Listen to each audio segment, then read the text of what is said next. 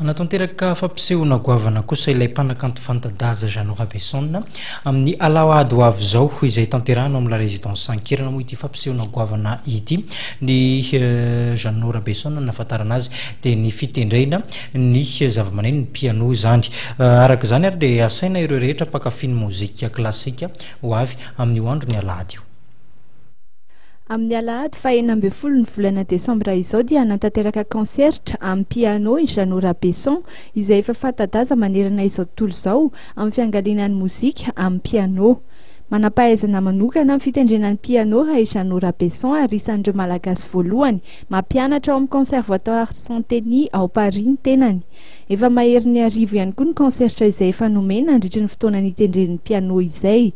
Efa ho 70 taona mahery ny tenany nilomano tao anatin'ny fitendrenan'ny piano ary izy tenany ihany no nianatra izany. Voatra tsara mihitsy ny eto Madagasikara ny momba muzika fa misy le tiako lazaina kely tokony tsy mifaly hoe mahira telo dia efa mahay mitendry.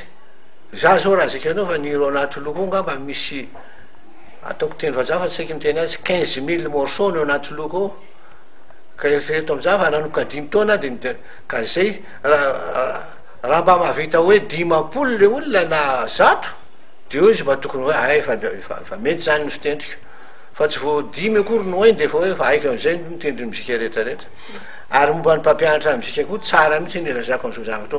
Za tsy nianatra muzika tsy nahay namakinao taloha fa efa 20 taona vao namakinao mividy méthode rose.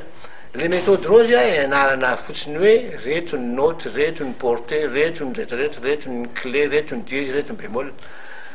Eo amin'ny 30 page fotsiny amin'ny méthode rose dia ajanony méthode rose fa tonga dia makamo zay klasika satria efa fantatrao zany rudiment le momba muzika. Fa raha hijanona amin'le solfège ianao dia le mpampianatra koa faly mandritry ny 2 taona izy le solfège foatra no verina dia veriny volan'le ray aman-dren'le ankizy. Tsy mamely ny mpampianatra akory fa tokony eritreritra n'izany teniko zany ny mpampianatra.